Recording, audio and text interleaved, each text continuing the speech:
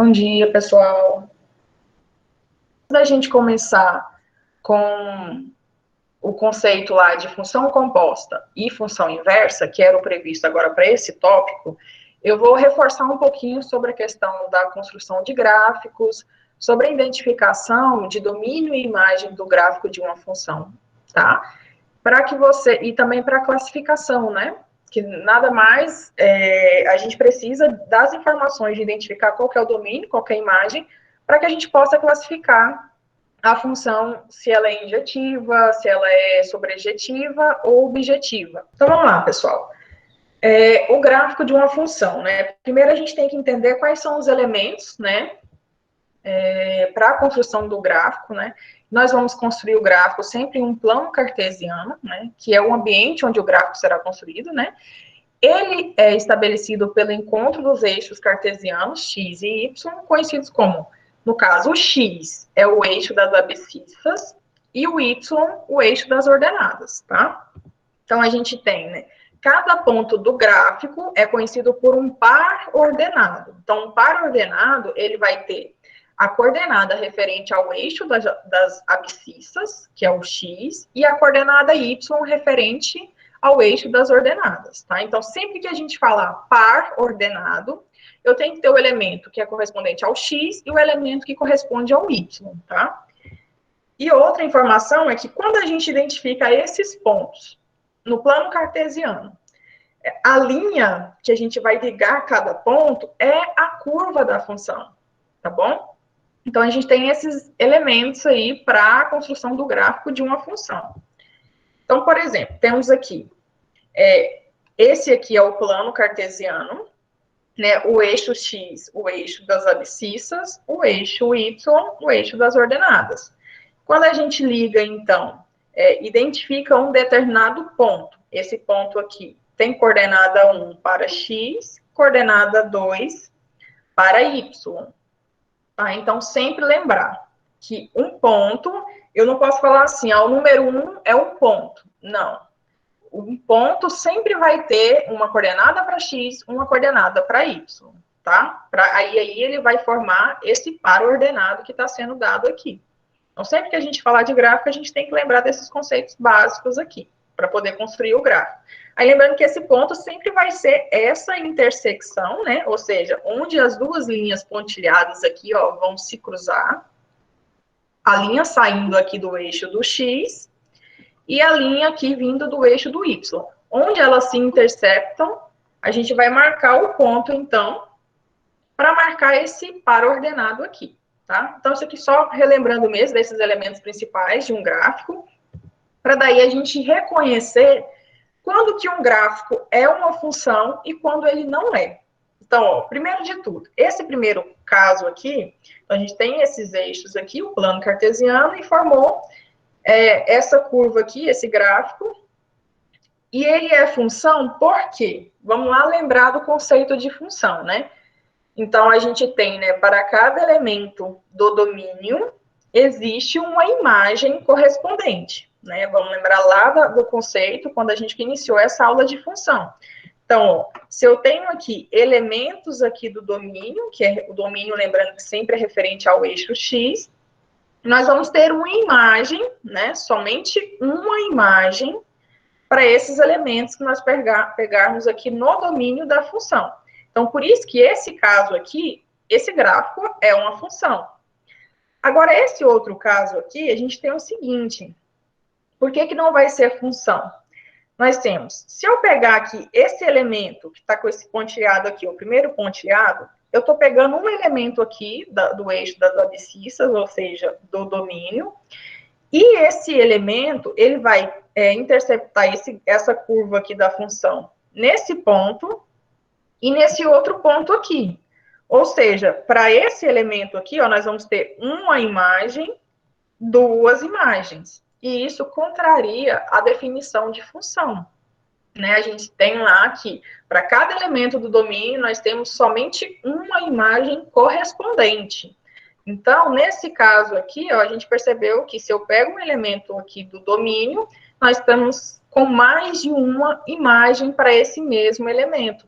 Quando isso acontecer, essa curva aqui desenhada, ela não é uma função, tá? E daí a gente tem um macetezinho para saber se vai ser ou não uma função. Basta a gente passar retas aqui na vertical, cortando o gráfico da função. Se essas retas, quando a gente passar aqui, tocar em mais de um ponto da curva, quer dizer que não vai ser função. Ó, perceba que se a gente passar retas verticais aqui, cortando esse gráfico, essas retas vão tocar em somente um ponto do gráfico. Por isso que isso aqui vai ser função. Agora, nesse caso, ó, essa aqui, por exemplo, essa reta vertical, ela está tocando aqui, tocou em mais de um ponto. Se eu passar uma outra reta aqui, ela vai tocar em mais de um ponto aqui da curva da função. Então, quando isso acontecer, a gente já sabe que não vai ser função, porque eu vou ter um elemento aqui do domínio que vai ter mais de uma imagem, tá? Então, aqui só para vocês reconhecerem, tá? Se o gráfico é ou não uma função. Agora, como que a gente constrói um gráfico, né? Então, a gente tem alguns passos para facilitar, né, essa construção do gráfico de uma função. O primeiro, nós temos que escolher os valores para x, ou seja, temos que pegar lá os elementos que estão no domínio dessa função. Em seguida, a gente pega esses valores do x e substitui na lei de formação da função. Então, a função vai ser dada, vai ter uma carinha lá para a função. Essa carinha a gente chama de lei de formação da função, tá? Por quê? A partir do momento em que a gente pega os valores do domínio e substitui na função, nós vamos encontrar, então, quais são os valores de y, ou seja, as imagens que correspondem aos valores do domínio atribuídos, tá? Então, escolhi valores do domínio, peguei lá os valores do x, o segundo passo é substituir na função. Ao substituir, a gente vai calcular e daí identificar quais são os valores de y correspondentes, tá? Quando a gente pega os elementos do domínio e substitui na função, tem dois pontos que são muito importantes para a gente construir o gráfico, que é quando eu pego x igual a zero, né? Lógico, se o zero estiver no domínio da função, e quando eu faço o y igual a zero. Então, por quê? E a gente vai saber aonde é o zero da função. Aonde o gráfico da função, ele vai interceptar o eixo do x, o eixo das abscissas, tá? Sempre onde o gráfico corta esse eixo, é o que a gente denomina de zeros da função, ou a raiz da função, tá? Depois a gente vai encontrar os pares ordenados, então. Né? Lembra lá que quando eu mostrei para vocês o gráfico, o plano cartesiano, o par ordenado é o ponto, né? Então, se eu peguei valores para x, jogando na função a gente vai descobrir os valores para y, então nós vamos achar os pares ordenados. Lembrando que num par ordenado eu tenho um valor referente ao x e o outro valor referente ao y. Por fim, a gente vai traçar o gráfico ligando esses pontos, né, os pares ordenados no plano cartesiano. Então, seguindo esses passos, a gente vai construir qualquer gráfico de uma função. A gente vai ver mais para frente, né, que para algumas funções particulares, nós temos outros métodos de identificar os elementos e poder construir o gráfico dessas funções, tá? Mas esses passos aqui, ó, independente se vai ser uma função afim, uma função quadrática, uma função modular, uma função exponencial, enfim, todas as funções que a gente vai estudar cada tipo, a gente consegue construir o gráfico de uma função seguindo esses passos aqui, tá? Então, por exemplo, né, eu tenho aqui a função f de x igual a 3x mais 2. Essa aqui é a lei da formação dessa função. Então, a partir dessa lei de formação, pede-se para construir o gráfico.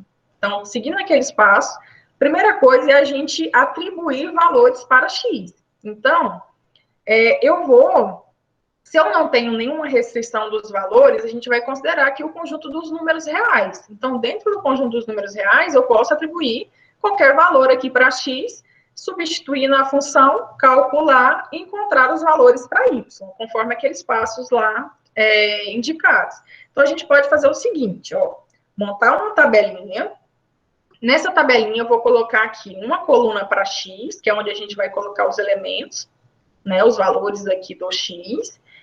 Na segunda coluna, eu vou colocar aqui a minha lei de formação, né, da função, ou seja, para cada valor de x, a gente vai substituir aqui o valor de x e encontrar um valor de y, certo? Então, quando a gente faz essa substituição e calcula, esse resultado é o valor para y. Daí a gente consegue achar o par ordenado, né? Que é o ponto que nós vamos marcar lá no plano cartesiano. Então, para o valor de x dado aqui, a gente vai calcular e encontrar o valor de y. Daí nós temos os pares ordenados e a gente consegue marcar esses pares, né,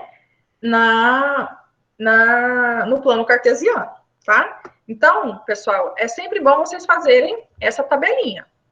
Coloca os valores para x, joga na função. Então, por exemplo, x igual a menos 1. Então, aqui onde estava x na função, eu substituí pelo valor de x atribuído, que é menos 1, menos 1. Lembrando, pessoal, que f de x é a mesma coisa que y, ou seja, é a imagem aqui dessa função. Então, posso colocar y igual a 3x mais 2, ou f de x igual a 3x mais 2. Eles são as mesmas coisas, tá? Então, substituindo, a gente calcula, né? 3 vezes menos 1, menos 3, menos 3 mais 2, menos 1. Então, para x igual a menos 1, nós identificamos y igual a menos 1. Temos aqui o par ordenado. Aí, lembra lá que uma dica importante era a gente atribuir o valor 0 para x, né? Porque aí eu sei aonde vai cortar o eixo y. E quando a gente atribui 0 para y, que é o caso aqui que eu coloquei, ó, y valendo 0, a gente vai saber onde esse gráfico vai interceptar o eixo x, tá? Então, esses pontos são importantes, por isso que eu coloquei eles aqui. E escolhi outros valores. E daí é sempre bom a gente pegar esses valores pequenos, próximos ali da origem do plano cartesiano, né? Porque aí a gente já tem uma noção, já consegue construir o gráfico dessa função, tá? Para evidenciar aqui para vocês essa construção, eu vou abrir aqui o programa, o GeoGebra, para a gente montar, colocar esses pontos no plano cartesiano, tá? Então, deixa eu só compartilhar aqui essa tela com vocês. Só um instante. Para a gente fazer esse compartilhamento aí. Só um minutinho. Até aqui, pessoal, estão compreendendo? Sim. Sim. Tá. Que, na verdade, é mais uma revisão, né, para ver se todo mundo lembra, ou quem não lembra, entender como que a gente faz para poder construir o gráfico, tá? Então, esses passos são importantes e a gente vai ver que pode aplicar ele para qualquer situação, tá bom? Então, olha só. Estão vendo aí a telinha do GeoGebra, que é um plano cartesiano. Pessoal, olha, o GeoGebra, vocês conseguem, inclusive, baixar aí no celular de vocês e ter esse aplicativo no celular, tá? É um programinha que a gente vai utilizar bastante, então eu já aconselho a vocês terem ele também aí no celular ou no computador de vocês, tá bom? Então, quando a gente for trabalhar com as outras funções, a gente vai fazer um processo de investigação matemática, entender os conceitos utilizando esse programa aqui, para facilitar, tá? Então, olha só. Eu tenho aqui o plano cartesiano e o intuito é a gente construir, então, de acordo com aqueles pontos encontrados. Então, nós encontramos esses pontos aqui, esses pares ordenados. Agora, a gente vai marcar esses pares ordenados lá no plano cartesiano. Então, o primeiro ponto que nós encontramos foi o de coordenada menos 1 para x, menos 1 para y. Então, vamos lá colocar esse ponto. Então, eu tenho aqui, lembrando, essa reta horizontal é o x, o eixo das abscissas, a reta vertical é o y, o eixo das ordenadas. Então, a gente viu que o x é o menos 1, então, a gente vai passar aqui, ó, vou descer essa reta aqui do menos 1, e o y também é o menos 1. Então, onde essas duas retas que estão passando por esses pontos, para x e para y, onde elas se encontram, é a que a gente vai poder marcar o ponto. Então, ó, o ponto está bem aqui na intersecção de menos 1 para x, menos 1 para y. Então, nós temos esse primeiro ponto aqui. O segundo ponto é 0 para x, 2 para y. Então, ó, x está aqui na origem, 0.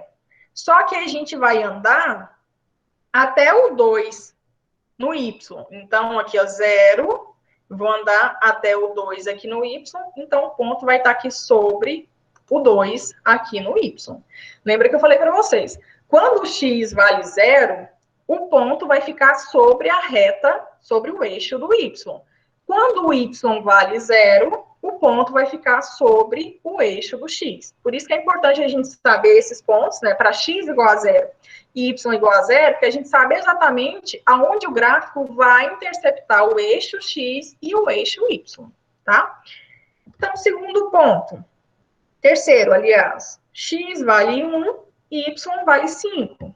Então, ó, x, né, essa reta, vou sair aqui do 1 e vou até o 5 lá no y. Então, ó, subindo aqui até o 5, eles se interceptam aqui. Então, aqui a gente vai marcar o ponto de coordenada 1 para x e coordenada 5 para y. Então, marcamos aqui esse outro ponto. Agora, o ponto 2 para x, 8 para y.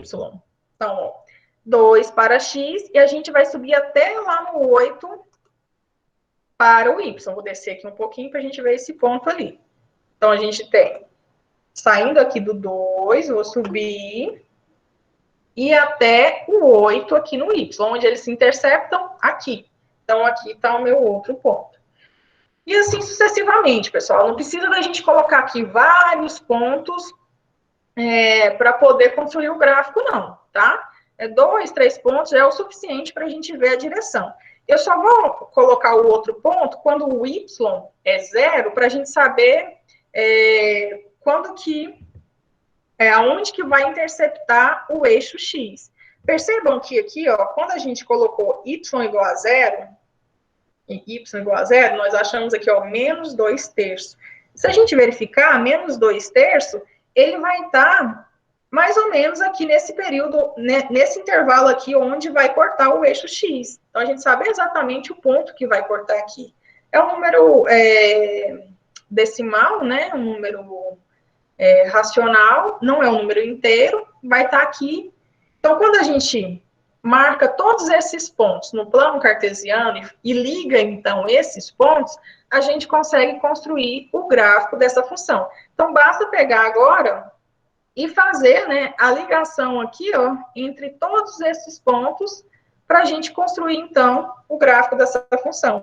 Percebam que aqui, ó, esse pontinho que está interceptando aqui vai ser o menos 2 terços, tá? Que é quando o y valeu 0 e o x vai estar mais ou menos nesse ponto aqui, tá bom?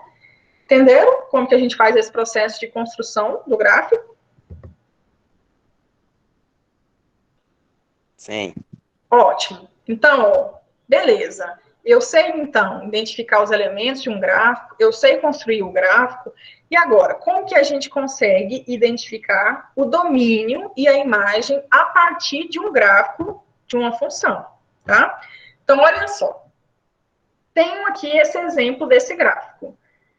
A gente tem sempre, pessoal, o domínio vai estar relacionado ao eixo das abscissas e a imagem ao eixo das ordenadas. Então, considerando essa função f, né, que eu tenho o desenho do gráfico dessa função no plano cartesiano, para a gente encontrar o domínio, nós vamos pegar qualquer ponto sobre o gráfico dessa função e projetar ele para o eixo x, o eixo das abscissas, tá?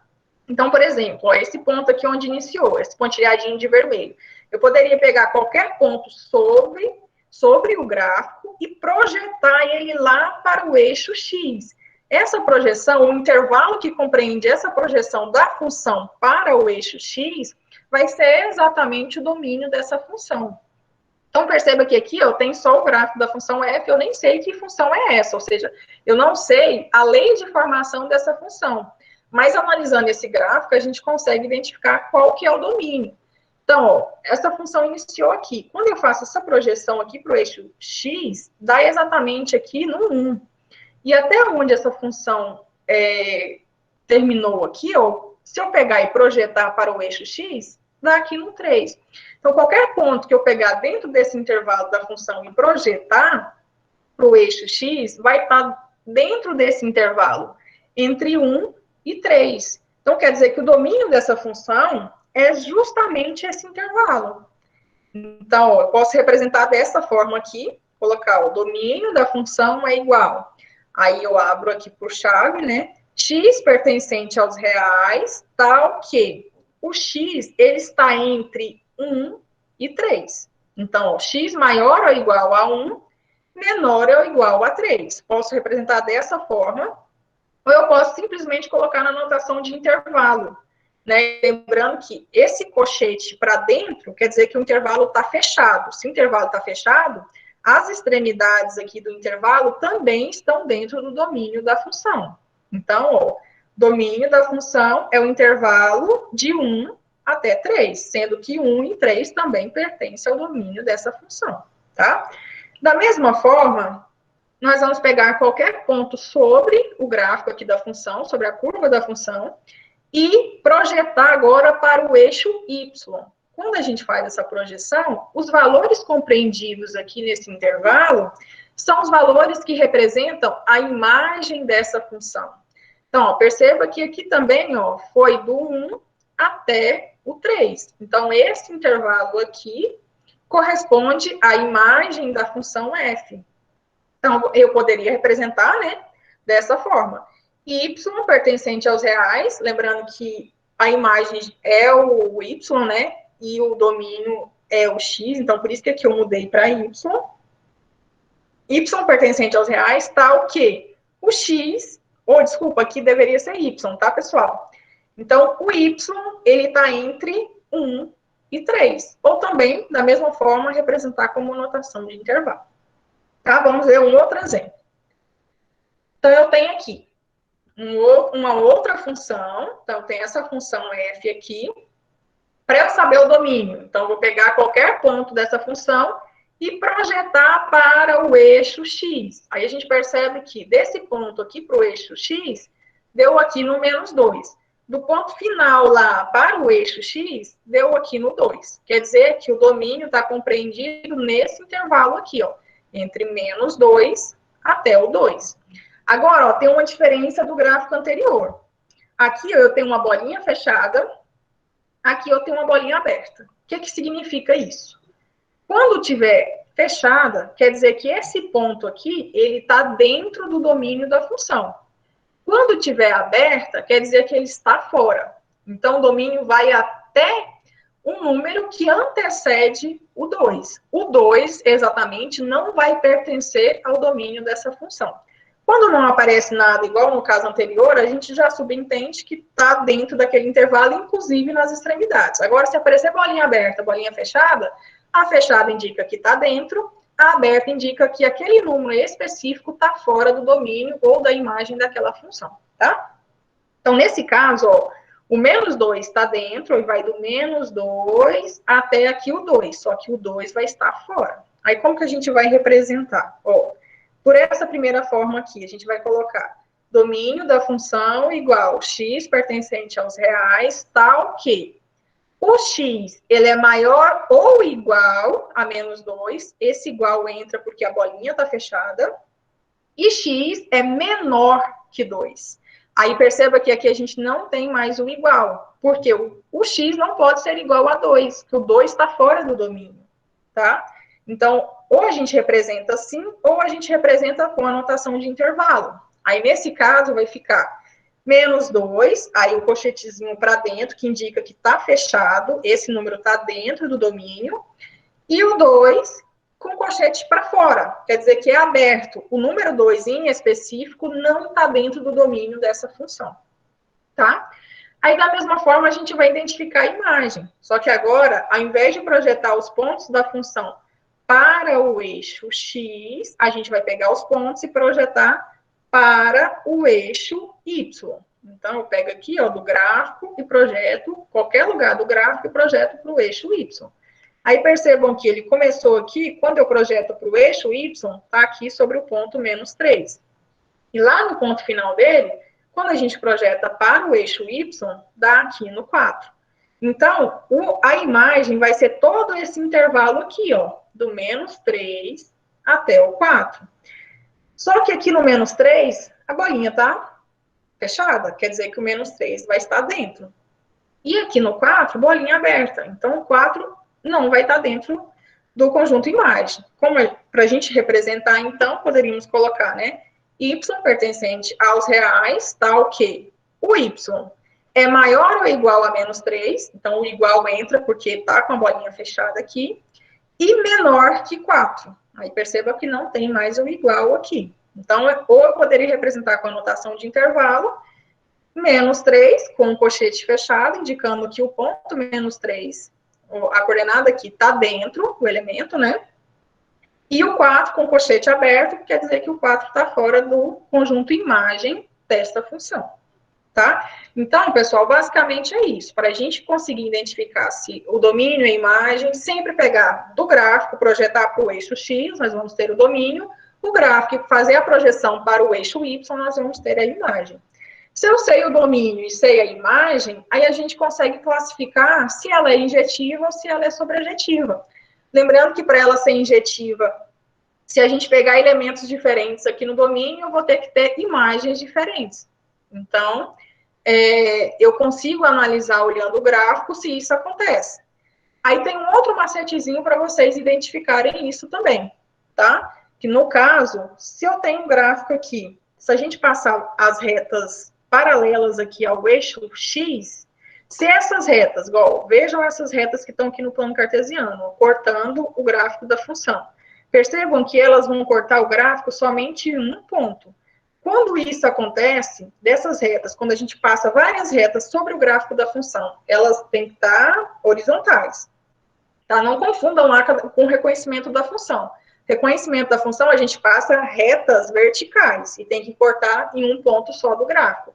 Para eu saber se ela é injetiva, um outro macetezinho é a gente passar retas horizontais e verificar se ela vai cortar se ela vai pegar em um ponto só da função. Se ela pega em um ponto só, quer dizer que para dois elementos, quaisquer elementos diferentes do domínio, vai ter imagens diferentes também, logo ela vai ser injetiva. E se a gente sabe qual é a imagem da função, aí a gente pode verificar com o contradomínio da função. Aí vai ser dado, né, qual seria o contradomínio dessa função para a gente analisar.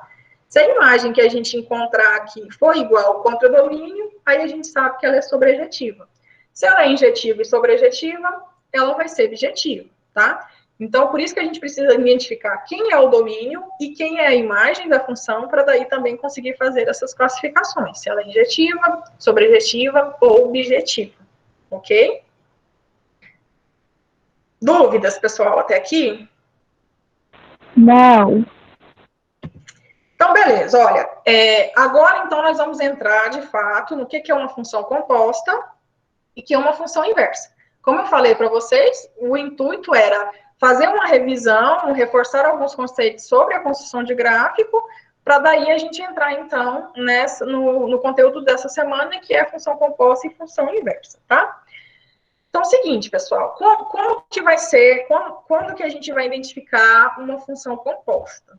Então, primeira coisa, nós vamos ter os conjuntos A, B e C, e duas funções. Então, uma função F, que pega os elementos de A e associa com os elementos de B, e uma outra função G, que pega os elementos de B e associa aos elementos de C. Então, nós temos aí, ó, três conjuntos com associações correspondentes, né? Aí tem que ter o seguinte para a gente identificar uma função composta. Se eu tenho aqui, ó, F e a função G, a imagem da função F tem que estar contida no domínio da função G, para a gente poder fazer a composição entre essas funções. Então, ó, quem que é a imagem da função F? A imagem é o B, né? Tá dentro aqui do B, aliás, dentro do contradomínio. E essa imagem, ela tem que estar contida no domínio. E o domínio aqui da função G é o B, tá? Então, antes da gente fazer essa composição, a gente tem que fazer essa verificação, né? Quando for o caso, se a imagem da F está contida no domínio da função g. Se isso acontecer, a gente pode chamar, então, uma função h, que é exatamente a composição da função g com a função f. O que significa isso, pessoal? O próprio nome já indica. Composição quer dizer que a gente vai compor uma função na outra, e quando a gente faz essa composição, a gente obtém uma outra função. E essa outra função é justamente a função composta entre essas duas, tá?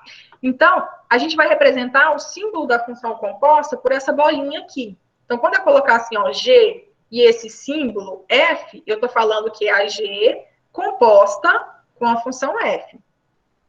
Aí, nessas condições que foram dadas aqui, a G composta com a F é uma função que tem como domínio A, né, e contradomínio C. Ou seja, a imagem aqui da função A está contida no domínio da função da função G. Aí nós vamos ter essa nova função aqui, que a gente está chamando de H, tá? Olha só. Essa inscrição aqui, ó, é correspondente. Então, eu posso colocar assim, ó, G, esta bolinha que indica o símbolo da composição F, e de X aqui, eu estou falando que é G composta com F de X aqui, ou eu posso escrever desta forma aqui, ó. G, então, a que está primeiro é a função que vai ficar aqui de fora, e dentro dela vai ser a função que aparecer aqui em segundo. Então, eu posso colocar assim, ó, G composta com F de X, tá? Então, essas simbologias aqui são correspondentes. Pode aparecer desta forma aqui, ou aparecer desta outra forma aqui. Aqui a gente está falando que é uma função, está sendo chamada de R, e essa função, ela é uma composição entre a função G e a função F. A gente vai ver exemplos, e essa definição, esse conceito aqui vai ficar mais claro para vocês. Então, vamos lá. Olha só, considere as seguintes funções. Então, lembrando, né, que para fazer a composição, a gente tem que ter no mínimo duas funções para poder fazer a composição entre elas. Então, eu tenho aqui, ó, a função f, que é igual a 2x menos 1, e a função g, que é igual a 4x. E daí, a gente vai identificar uma função h, que eu estou chamando aqui de uma outra letra para representar essa função que vai ser a composição entre essas duas. E como que a gente vai identificar essa função, né? Fazendo a composição, então, da f com a g. Ó, o símbolo aqui da bolinha indicando a composição dessas funções. Então, ó, se a f composta com g, quer dizer que a f vai ficar aqui de fora e a g vai ficar aplicada nessa função. Então, a g está lá dentro da função f. Aí, ó, para saber, então, qual que vai ser a lei de formação dessa função h, a gente tem que fazer as substituições dessas funções. Quem é a g de x? Então, primeiro a gente vai substituir o que está dentro das funções, para daí ir resolvendo e calculando e chegar na função final. Aí eu tenho que olhar o seguinte, a composição é da f com a g. Então, a f está de fora, a g está lá dentro. Aí agora a gente vai começar a fazer as substituições dessas funções. Então, eu vou olhar aqui, ó, aqui dentro está a g de x, mas quem é a função g de x? Essa função foi dada por g de x igual a 4x. Se é igual, quer dizer que g de x é 4x. Então, no lugar de g de x, nós vamos substituir por 4x. Só que ainda a gente tem que calcular essa função f aplicada nesse ponto aqui, né? Ou seja, aplicada na função g. Aí, a gente tem que olhar o seguinte, quem é a função f? A função f é 2x menos 1. Então, ó, o que está aqui dentro da função, a gente pega ele, multiplica por 2 e depois subtrai 1. Quando a gente faz a aplicação, então, da função f, aonde está o x aqui na função f de x, a gente vai substituir pelo elemento que está aqui dentro, olha. E aqui dentro agora tem o 4x. Então, aonde está o x, eu vou substituir agora por 4x. Então, por isso que vai ficar assim, ó. F aplicada em 4x é igual a 2, coloquei o 2 aqui, E no lugar do x, eu vou colocar o 4x. Então, vai ficar 2 que multiplica 4x menos 1. Então, eu vou colocar menos 1. Pronto, agora a gente aplicou, substituiu a função g que estava aqui dentro, aí ficou a função f, fizemos a aplicação da função e chegamos nessa expressão aqui, ó. 2 que multiplica 4x menos 1. Então, é só resolver aqui agora, e daí nós vamos chegar na expressão que é a lei de formação da função composta. Então, 2 vezes 4, 8. Vezes x, 8x. 8x menos 1. Então, essa é a expressão que é a lei de formação da função h, que é justamente a composição da função f com a função g. Compreenderam isso aqui, pessoal? Achou difícil? Como que tá? Não, é fácil. Assim? Então, ó, o que acontece então, né? Considerando as mesmas funções e fazendo g composta com f. Agora mudou, ó. Antes a gente tinha f composta com g, agora eu quero fazer a composição de g com f. Então, pessoal, essa ordem nem sempre vai dar o mesmo resultado. A gente vai ver um caso específico, a hora que a gente estiver lá na função inversa, do que implica quando essa ordem, quando eu mudo a ordem, se der o mesmo resultado. Mas isso nem sempre vai acontecer. Então, a gente vai fazer o seguinte, ó. Se eu quero G composta com F, então a G vai ficar de fora e a F vai ficar dentro da G. Então, vai ficar o seguinte, ó. G aqui de fora e a F dentro da função G. Daí a gente começa a fazer a substituição novamente. Quem é a função f? A função f é 2x menos 1. Então, no lugar da função f de x, nós vamos colocar o que ela equivale, que é 2x menos 1. Só que ainda a gente tem que aplicar aqui a função g. Então, quem é a função g? A função g é 4 vezes x. Ou seja, no lugar do x aqui agora, a gente vai colocar tudo que está dentro aqui da função g. Então, ó, se a função g é 4 vezes x, então vai ficar 4 vezes, o que está aqui dentro agora é 2x menos 1. Então, 4 vezes 2x menos 1. Agora, eu já apliquei a função g, a função f e a função g. Cheguei nessa expressão aqui. Só resolver essa expressão para a gente identificar. Então, 4 vezes 2x, 8x. 4 vezes menos 1. Aí, aqui ficou errado. Aqui seria menos 4.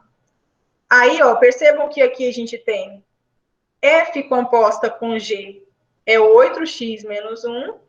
E a G composta com a F vai dar 8x, aí pelo que a gente viu aqui, menos 4, que ficou com um errinho aqui. 8x menos 4. Aí percebam que nesse caso, a F composta com a G não é igual a G composta com a F. Tá? Mas basicamente, o que a gente tem que fazer? Primeiro, identificar qual que é a ordem, se é F composta com G, então a F vai ficar de fora, a G vai ficar dentro da função F. E depois ir fazendo as substituições das leis de formação dessas funções. E resolver os cálculos, para daí a gente chegar na expressão que vai ser a lei de formação da F composta com G, da G composta com F, dependendo do que nós estivermos fazendo no momento, tá? Então, vamos ver mais um exemplo aqui, ó. Para calcular a função composta aplicada em um determinado ponto, basta substituir o x da função composta encontrada pelo ponto em questão. Então, o que eu estou querendo dizer com isso aqui? A gente encontrou, no exercício anterior, g composta com f, 8x menos 1. Se eu quiser, por exemplo, calcular a g composta com f, só que no ponto 2, ou seja, não é uma expressão geral agora da função, eu quero ela aplicada em um determinado ponto, que no caso aqui é o 2, basta a gente substituir, então, esse ponto na função. Então, se a gente tinha essa função aqui, geral, né, para x aqui, ou seja, para qualquer elemento aqui da função, né, o x. Só que agora eu quero calcular exatamente essa função no ponto 2, Então, a gente vai pegar o ponto 2 e substituir aqui no lugar do x. Então, logicamente, vamos substituir aqui na expressão também. Então, se é 2, no lugar do x, vamos colocar 2, e daí a gente faz o cálculo. 8 vezes 2, 16 menos 1, 15. Então, quer dizer que eu encontrei a função composta, só que depois eu quis calcular qual que seria o valor dessa função aplicada no ponto 2. Então, basta substituir o x pelo ponto dado e jogar na expressão para poder calcular, tá? Então, nós podemos fazer isso em qualquer função, seja ela composta ou não. Se eu quero resolver ela aplicada em um determinado ponto, a gente tem que pegar esse ponto, substituir na função, para depois calcular, ok? Então, ó, e outro detalhe. Aqui nós fizemos apenas uma composição. Então, eu peguei uma função e fiz uma única composição, né, com a outra função.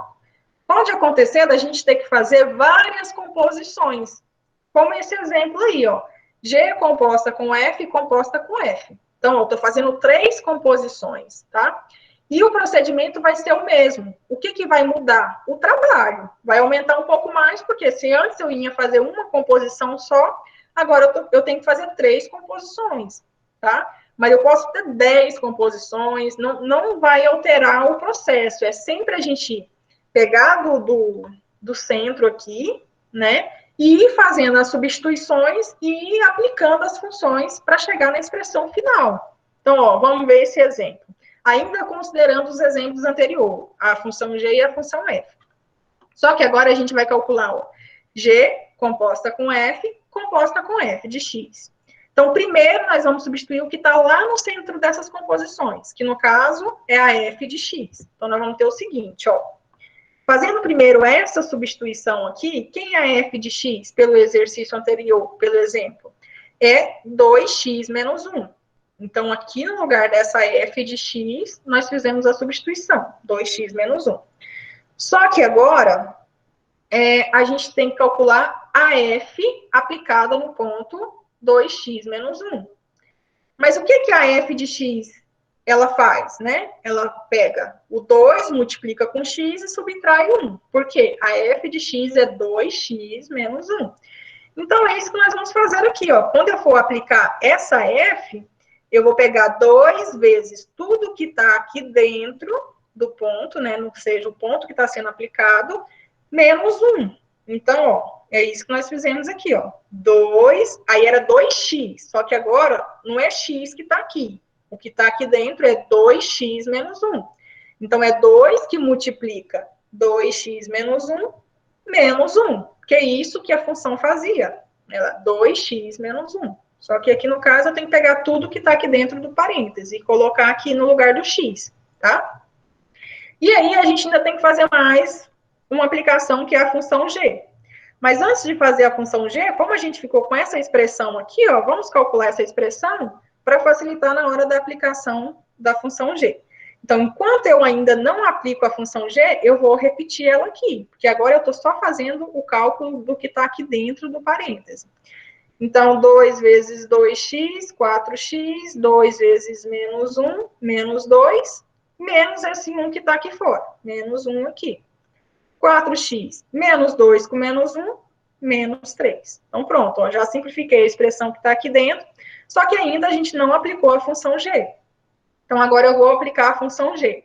Aí, lembra que a função g era igual a 4x. Então, a função g, o que ela fazia? Ela pega o 4 e multiplica pelo número que está aqui dentro, que era, no caso, era x, só que agora não está só o x. Aqui está 4x menos 3. Então, ó, aplicando esse ponto na função g, vai ficar 4 vezes, no lugar do x, nós vamos colocar tudo que está aqui dentro do parêntese. Então, 4 vezes 4x menos 3. Então, ó, apliquei função g, agora é só resolver essa expressãozinha aqui. 4 vezes 4x, 16x. 4 vezes menos 3, menos 12. Pronto, achamos qual que é a lei da formação da função g composta com f de x, que é exatamente de 16x menos 12. Então, ó, viram que o procedimento é o mesmo. O que a gente sempre tem que considerar? Primeiro, fazer as substituições do que está lá no centro das composições e do centro para fora. Sempre ir abrindo, né? e aplicando as composições, tá? Até chegar na expressão final, que daí não dá mais para simplificar, não tenho mais nenhuma função para aplicar em determinado ponto, então a gente chega na lei de formação dessas funções compostas aqui, ok? Agora, então, vamos para a função inversa. Alguma dúvida sobre composição de função, pessoal? Estão conseguindo acompanhar, conseguindo entender?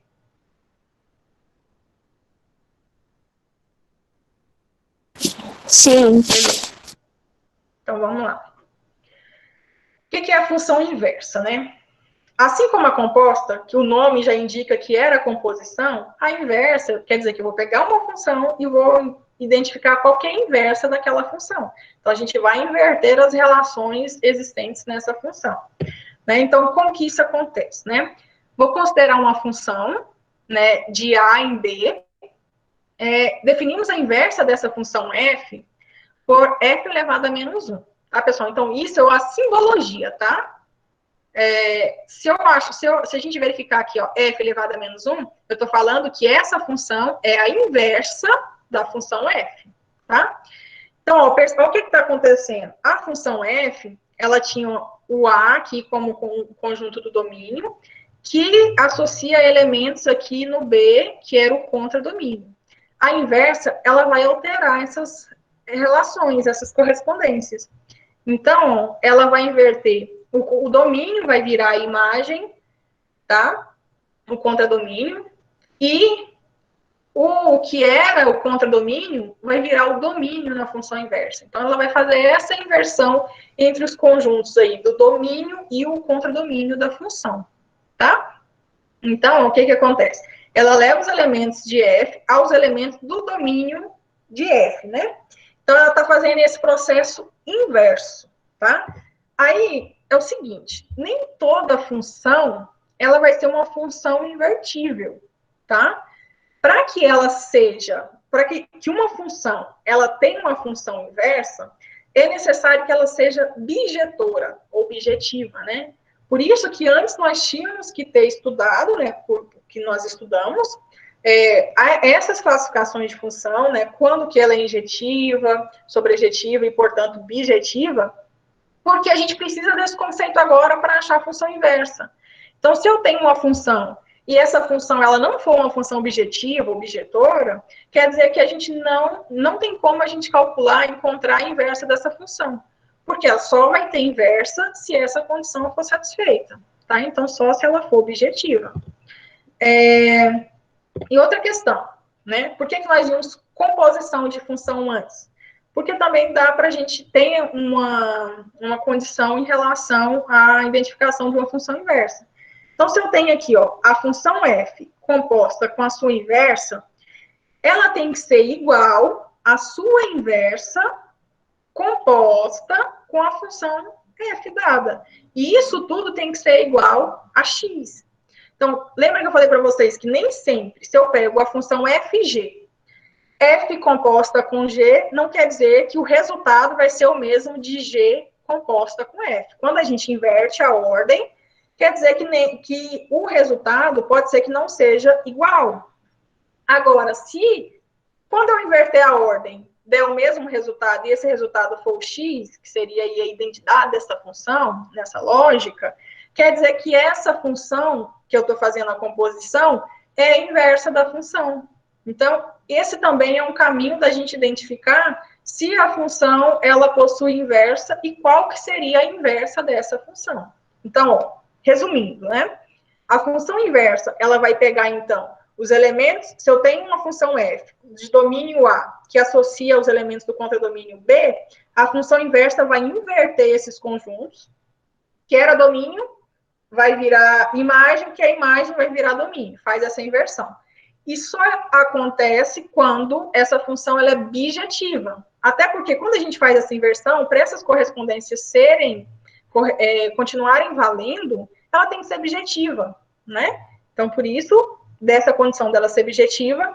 E quando a gente faz a composição da função com a sua inversa, ou da inversa com a função, tem que dar x, tá? Então, essas condições aqui para a gente identificar e para compreender também se é ou não uma função inversa. Vamos ver exemplos. Então, eu tenho aqui, ó, conjunto A, conjunto B. Então, os elementos aqui do conjunto A é o domínio, né, referente aqui a X. Os elementos do conjunto B, né, são, que é o contradomínio, mas nesse caso é igual aqui a imagem, né, porque é uma função objetiva. Para ela ser uma função objetiva, a gente sabe que o contradomínio tem que ser igual ao conjunto imagem. Isso que nós vimos lá anteriormente, né? Então, olha, se eu tenho aí esses conjuntos com esses elementos, né, a função de A em B, é definida por essa fórmula, x mais 5. Então, eu tenho aqui menos 2 mais 5 vai dar 3. Menos 1 mais 5, 4. Ou seja, essa é a lei de formação que está pegando os elementos do domínio e associando com os elementos aqui da imagem dessa função, né? Aí a gente tem o seguinte, o conjunto, né, formado pelos pares ordenados dessa função é esse conjunto aqui. Ou seja, menos 2 para x, 3 para y. Tem aqui o primeiro par ordenado. Menos 1 para x, 4 para y. Tem aqui o segundo. E assim por diante até que o último. Então, esse é o conjunto aqui de pares ordenados dessa função f dada. Ok? Aí, ó, o que, que vai acontecer? A função inversa, lembra lá, antes a gente tinha, aqui estava o conjunto B, que é a imagem, aqui o conjunto A. Agora, fazendo a inversão, o conjunto B, que era a imagem, vai virar o domínio, e o A, que era o domínio, virou a imagem, tá? E aqui, pessoal, não estou falando de contradomínio, porque a gente já sabe que ela é objetiva e, portanto, contradomínio igual a imagem, tá? Então, olha só. A função inversa, aí a gente está representando aqui, ó, f elevado a menos 1, que indica que ela é inversa, ela associa, então, os elementos do conjunto B aos elementos do conjunto A, né? O que está acontecendo? A gente está realizando a troca entre x e y na função. Então, antes a gente tinha a função lá, né, f de x igual a x mais y, x mais 5. Ou, eu posso trocar o f de x por y, então, eu tenho essa função, y igual a x mais 5. Essa era a função f. Se eu quero achar a função inversa, então, ó, perceba pelo diagrama que a gente faz a troca, né, do x com y. Então, é isso que a gente vai fazer, ó. Trocando o x pelo y, onde estava o y, coloquei o x, onde está o x, eu coloquei o y. Então, o primeiro passo aqui para achar a função inversa é fazer essa troca do x com o y. E depois a gente vai isolar o y. Então, o y aqui não estava somando com 5. Se eu quero isolar o y, eu vou tirar esse 5 positivo, e daí vai ficar y igual a x menos 5. Então, essa é a função inversa dessa função anterior dada aqui, tá? Então, ó, como que a gente representa, né? Elevado a menos 1 aqui, a função, né? Estou falando que a função inversa, no caso, é x menos 5. Então, antes eu tinha a função x mais 5, quando a gente calcula a inversa dessa função, eu encontrei a função x menos 5, tá? Cujos pares ordenados dessa função, ó, antes a gente tinha assim, o menos 2 e o 3. Agora a gente tem, ó, 3 e menos 2. Está só trocando o x pelo y, ok? Então, esse é o conceito aqui de função inversa. Como que a gente faz, então? Por essa explicação, a gente identificou 2 passos para poder achar a inversa de qualquer função, tá? Que são exatamente realizar a troca entre x e y e depois isolar o y. Quando a gente faz esses 2 passos, né, pegando a função dada, a gente consegue identificar a função inversa. E isso se a função dada for uma função objetiva, porque se ela não for, a gente não vai encontrar a inversa dessa função, tá? Então, olha, tanto faz a ordem, tá, pessoal? Vocês podem primeiro isolar o x e depois trocar o x pelo y, ou seguir essa ordem aí que eu estou sugerindo, que é primeiro fazer a troca e depois isolar o y, mas o resultado final vai ser o mesmo. Então, ó, vamos ver um outro exemplo para isso aqui ficar bem claro. Então, eu tenho essa função aqui agora, f de x igual a 3x menos 5. Se eu quero achar a inversa dessa função, o que eu vou fazer? trocar o x pelo y. Então, ó, f de x aqui é o y, né? Então, a função é y igual a 3x menos 5. Trocando o x pelo y, onde é y vai ficar x, aonde é x vai ficar y. Então, fazendo essa troca, x é igual a 3y menos 5. Então, ó, fiz o primeiro passo aqui, ó, realizei a troca entre x e y. Segundo passo é isolar o y. Então, ó, vamos isolar esse y aqui. Então, esse menos 5 aqui vai ficar mais 5 no outro membro. E esse 3 que está multiplicando vai passar dividindo. Então, vai ficar, ó, esse menos 5 veio para cá mais. Agora, para tirar o 3 que está multiplicando, ele vai vir para cá dividindo. Então, a gente conseguiu isolar o y. Então, essa aqui é exatamente a função inversa da f, que é igual a x mais 5 sobre 3.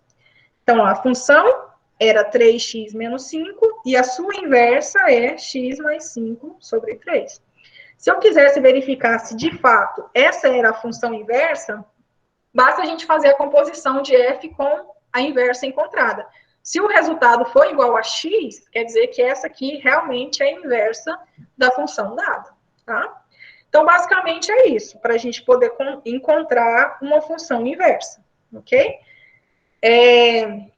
Só reforçando o que eu coloquei lá no início da função inversa, que era a composição de função, né? Que a gente tem que ter essas duas condições aí para validar, para identificar se uma função, dadas duas funções, se elas são inversas, né?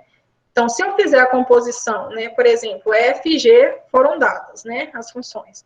Se eu fizer a composição de f com g e der x, para todos os elementos no domínio da função g, e se eu pegar g composta com f, também tem que dar x para todos os valores de x no domínio da função f. Então, os valores do domínio sempre vão ser das funções que estão dentro da composição, tá?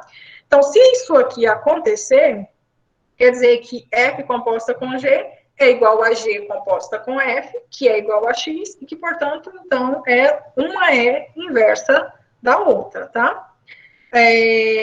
Essa situação, pessoal, a gente denomina de função identidade, né? Então, se eu pego uma função e faço a composição com a sua inversa, a gente tem a função identidade, né? Isso aqui foi só para reforçar aquele conceito lá inicial da função inversa, né? Que essas condições têm que ser válidas para que a G, por exemplo, seja a inversa da F, tá? Que essas duas possam ter inversas, ok? E como que a gente identifica, então, o gráfico de uma função inversa? É muito simples.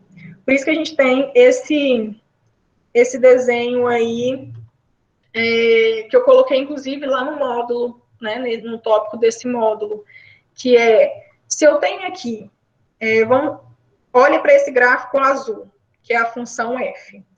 Esse gráfico aqui da função f, a inversa dele, eu não preciso nem calcular a inversa para eu conseguir construir o gráfico dessa função. Basta a gente passar, ó, essa reta, que é y igual a x, né, que divide aqui, que tem esse eixo de simetria aqui no primeiro quadrante. E daí, a função inversa, ela vai ser simétrica em relação a essa reta y igual a x, né? Observem aí que a gente tem esse ponto aqui, que é da f, ele tem a mesma distância desse ponto que vai ser da inversa da função f. E assim por diante. Por quê? Não há inversão do domínio que vira a imagem e a imagem que vira o domínio. Então, ó, na função f, nós tínhamos aqui o x0 e o y0. Na função inversa, o x que está na abscissa, ele vai para o eixo das ordenadas, porque ele vira a imagem. E o y que está nas ordenadas, ele vem para o eixo das abscissas, porque ele vira o domínio, né? A gente viu lá que há essa troca, o que era domínio vira a imagem vira o domínio. Então, por isso que acontece se eu tenho a função dada e eu quero construir o gráfico da inversa, basta a gente passar essa reta aqui, que y é igual a x, tá?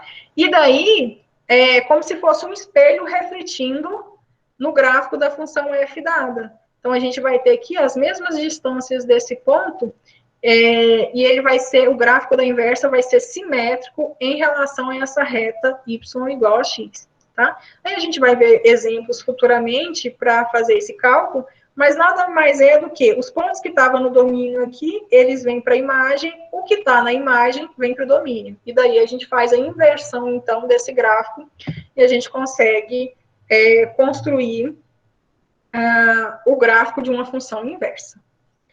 Ok?